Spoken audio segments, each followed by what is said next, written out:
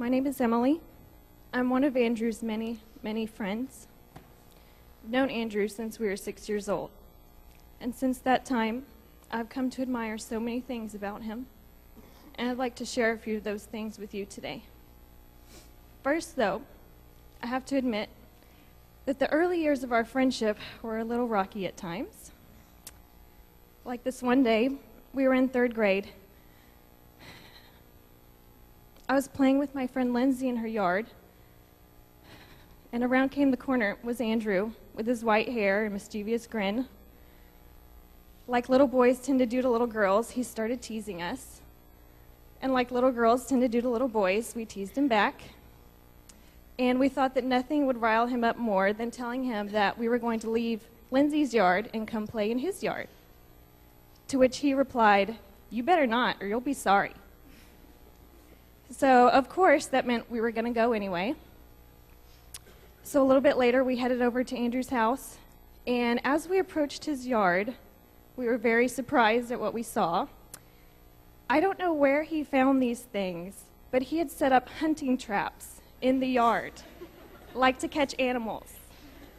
And then there was Andrew on the porch, laughing and saying, "See, go ahead and play in my yard. I told you you'd be sorry." But it was obvious that Andrew wanted us over, because despite all of his traps, his laughter and smile welcomed us in. For all his life, Andrew invited people in with his laughter and his smile, and I've always admired that about him. If you knew Andrew, I bet you can see and hear his laugh right now. It was so infectious that once he started laughing, you couldn't help but start laughing at him laughing. And that's how he liked it. He always wanted the people that he loved and cared for to have a good time and enjoy life, which is another thing I've always admired about Andrew. He always made sure the people around him were having fun, and he was always glad to be the source of entertainment for them. He had a knack for helping people have fun at anything that we did. Like golf. Andrew loved golf. Me, not so much. But golfing with Andrew, that was a different story. I loved going to the golf course with him because he always made sure that I had a good time. Usually, this involved 2 things. 1, a golf cart, and 2, me fearing for my life. One time we were at Hillcrest Golf Course, and for those of you who have been there, you might know that there's an area of the course that kind of drops off into a steep slope, and at the bottom of the slope is a big lake. And so, because of the steepness of the hill and the lake below, and the area being off limits, that's exactly where Andrew wanted to go. So one day, he started heading our golf cart straight for the steep drop, and all I could think was, oh my gosh, this is not going to be good at all. Just before he took our golf cart barreling down the hill, I remember Andrew saying, "Don't worry, I've done this before."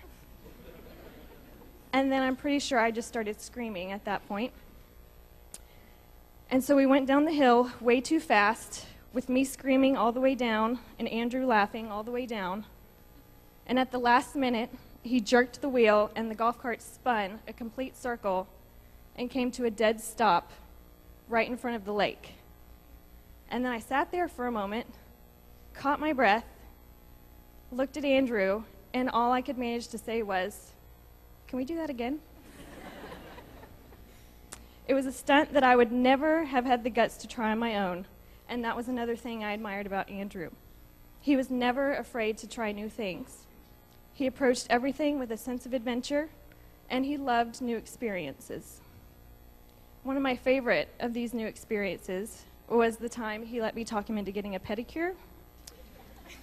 Of course, he made me drive around to 2 or 3 places before we found somewhere where there were no other customers that might question his manliness.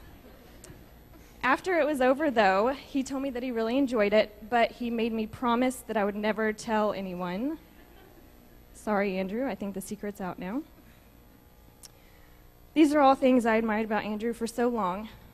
The ease of his friendship, his desire for everyone to have a good time, and his sense of adventure. If you were fortunate enough to know him, you probably admired those things too. But it's very important for everybody to know that Andrew was much more than the goofy guy who was good for a laugh. To me, he was the guy who would sit for hours talking about life. He was the guy who would call me to tell me about a beautiful sunset he just watched. He was the guy who accepted accountability for his mistakes, and the guy who, on more than one occasion, told me his mom was the sweetest person on earth. And she really is, by the way. He was comfort. He was joy. He was hope. He was my dear friend, and I love him very much. And so today, as we remember Andrew, there's no doubt a lot of emotion and sadness. He was an incredible friend, and losing him is hard for all of us. But more than sadness, I think Andrew would want for us to focus on these things: on his fearless enjoyment of life, on his unwavering loyalty and dedication to his friends and family, and on his eagerness to take advantage of everything life has to offer. He lived all the days of his life. Thank you.